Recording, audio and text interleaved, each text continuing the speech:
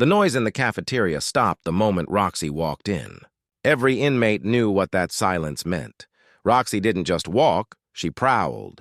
6 feet of swagger and scars, with a grin that promised someone's day was about to get worse. She always picked her target before breakfast was over, and today her eyes locked on her, the quiet one.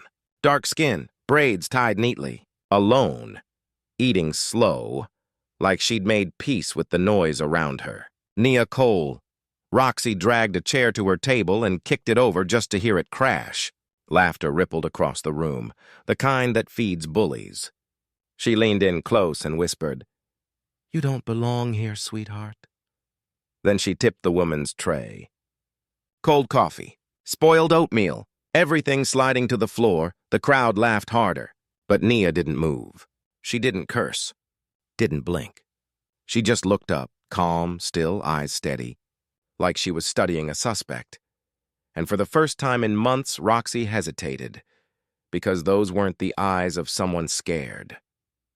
They were the eyes of someone trained.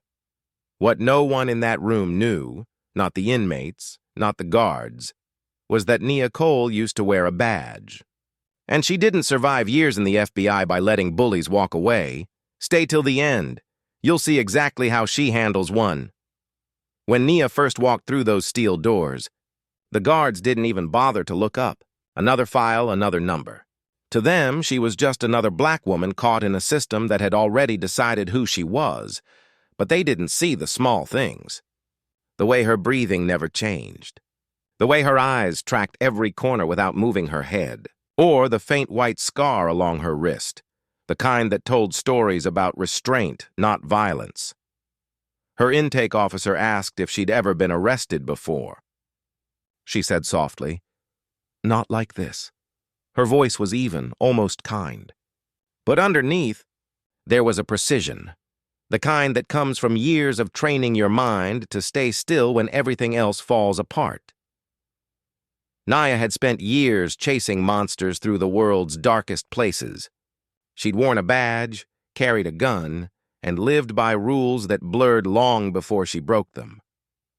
And when the system she served turned on her, she didn't fight back. She just disappeared. Now she was here, inside Northgate Women's Correctional, a place where silence was mistaken for weakness, and violence ruled every hallway. Most women came here broken. Nia came here calm, and that calm unnerved people. Her cellmate, a nervous woman named Carla, once asked, "You don't seem scared at all." "Why?" Nia's reply was quiet but sharp enough to cut air. "Because I already lived through worse. That was the truth." Nia didn't fear prison. She feared what she might have to become again to survive it. And in a place that rewarded noise and punished peace, she knew one thing for certain. The real danger wouldn't come from guards or gangs. It would come from the kind of woman who couldn't stand silence. And that woman had already noticed her. Roxy ruled the cell block like a storm that never ended. Every inmate knew her voice before they saw her face. She controlled food, favors, fear. Even the guards looked away when she walked by. It made their jobs easier. Her gang of followers moved behind her like shadows. They called themselves the Circle. To them, fear was currency, and Roxy printed it daily. She picked targets who wouldn't fight back. The frail, the quiet, the new. Those who reminded her of who she used to be, powerless. So when Nia Cole showed up, silent and composed, Roxy saw something that made her blood itch. That stillness looked like defiance. It wasn't trembling silence. It was control. And control was a language Roxy didn't understand. Days passed and Nia never reacted, never flinched. She ate alone, walked alone, and observed. She learned the guards' timing, the blind spots in cameras, the rhythm of power here. That kind of observation was dangerous. Roxy could feel it, even if she couldn't explain why. One night she slammed her fist into the wall of her cell and muttered, "I'll make her talk." Her crew laughed, but they saw the tension in her eyes. For the first time, the Queen of Northgate felt something new, uncertainty. By morning, the cafeteria hummed differently. Conversations shorter, laughter forced. Everyone sensed a collision coming. Even the air seemed to tighten. And at the center of it all, Nia Cole sat with her breakfast. Calm. Steady, ready. Roxy didn't know it yet. But she was about to pick a fight with a woman who'd spent her life ending them. It started with a chair scraping across concrete. That sound alone could silence a room. Roxy stopped beside Nia's table, towering over her like a shadow swallowing light. Her grin spread slow, the way wolves bare teeth before they bite. "Morning, sweetheart. You sitting at my table?" Nia didn't look up. She just finished her sip of coffee and said, "I didn't see your name on it." The laughter from nearby tables came too quick, the kind that hides fear. Roxy leaned closer, voice low and poisonous. "You think you're special, huh? Too good to say hello?" Nia's eyes lifted, calm, steady. "No, I just prefer quiet mornings." That tone, polite, measured, burned worse than insults. Roxy's jaw tightened. "You got a mouth on you for someone who don't talk." "I only talk when it matters," Nia said softly. Something about her voice made Roxy step back. It wasn't what she said, it was how she said it. "Like a detective still taking notes. Stand up," Roxy demanded. Nia placed her spoon down, slow and precise. She stood. Shorter, smaller, but somehow taller in presence. Here I am. Every eye in the cafeteria was locked on them now. The guards didn't move, not yet. They'd seen Roxy handle plenty of situations. Roxy drew her fist back, big, reckless, loud. Nia didn't flinch. Her lips barely moved as she whispered, "You don't want to do that." But Roxy did. The punch came fast, all rage, no discipline. And before the air could even catch up, Nia moved. The motion was quiet, fluid, almost gentle. A shift of balance, a touch on Roxy's wrist, a step sideways, and the bully's body folded like it had forgotten how to stand. A gasp cut through the silence. Roxy hit the ground, breath gone, pride shattered. Nia looked down and said calmly, "I asked for a quiet morning." Then she turned and sat back down, as if nothing had happened. The cafeteria was frozen. Even the guards hesitated, uncertain what they'd just seen.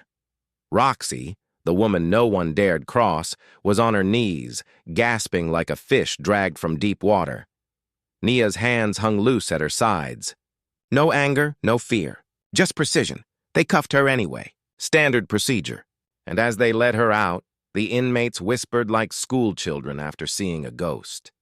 That afternoon, the whole prison knew her name. By sundown, they were telling stories. Some said she was ex-military. Some said assassin.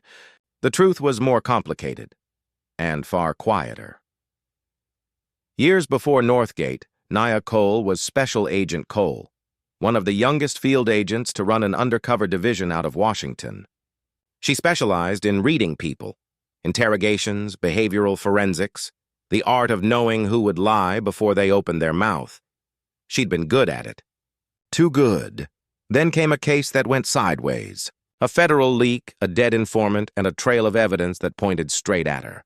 The agent who framed her made sure the paperwork sang. And when the bureau turned cold, Nia didn't fight the charges. She just disappeared. Now, years later, she was here, a convicted felon in an orange uniform, serving time for a crime she didn't commit. But a badge is just metal. Training, that stays. She'd told herself she'd keep her head down, serve her sentence, stay invisible. But people like Roxy forced you to remember who you were.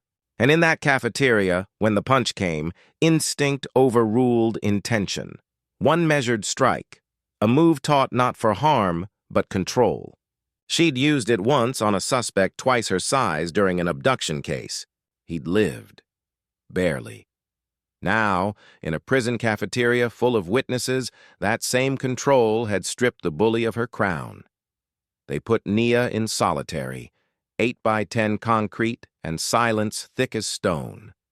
But she didn't mind. She'd learned to live in silence. She listened to her heartbeat, slow and steady, counting seconds, memorizing echoes, letting her mind sharpen again. The guards who brought her meals avoided her eyes. They'd seen violence before. Never precision like that. And somewhere in the same facility, Roxy sat in the medical ward staring at the wall, whispering a new name like a prayer she didn't understand. Nia Cole.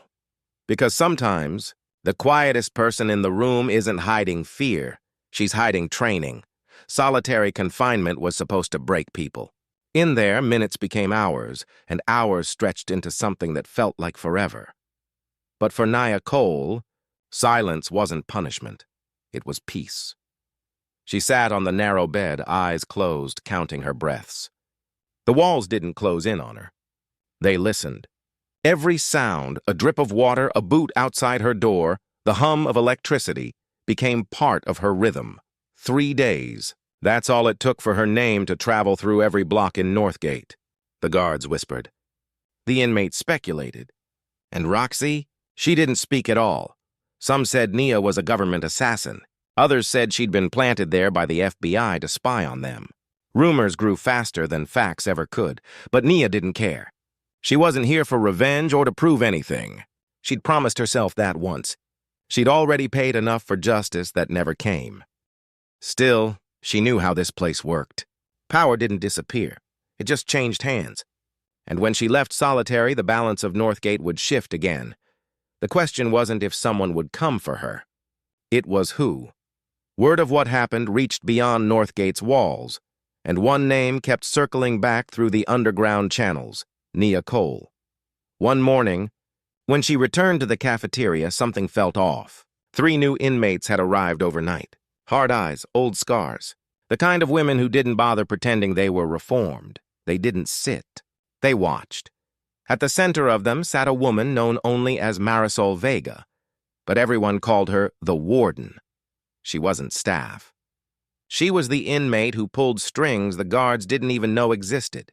Drugs, protection, information, everything ran through her.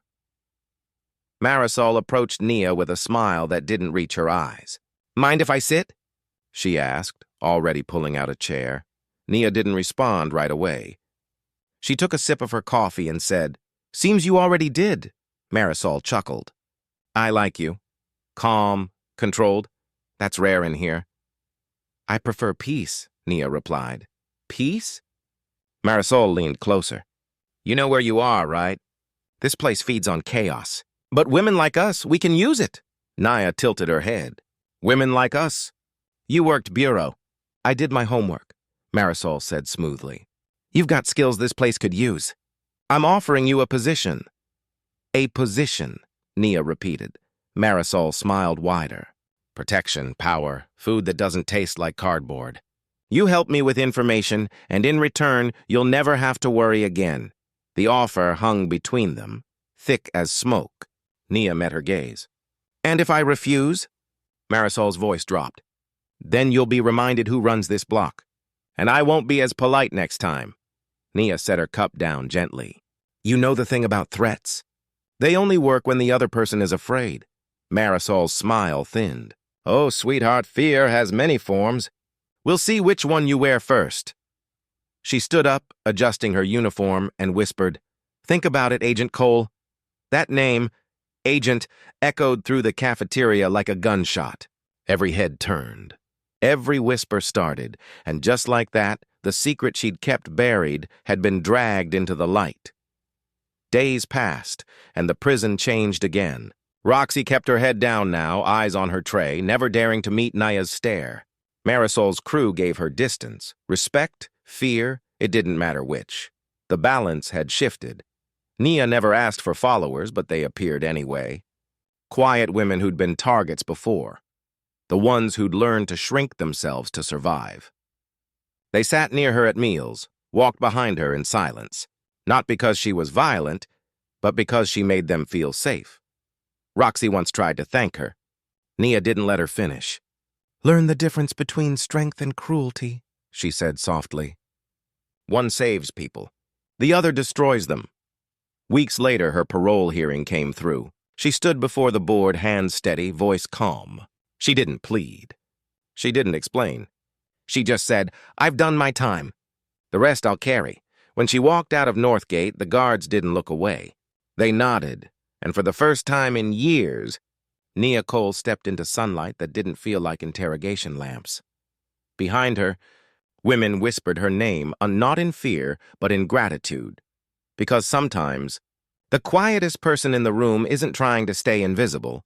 She's just waiting for the right moment to remind the world what real power looks like.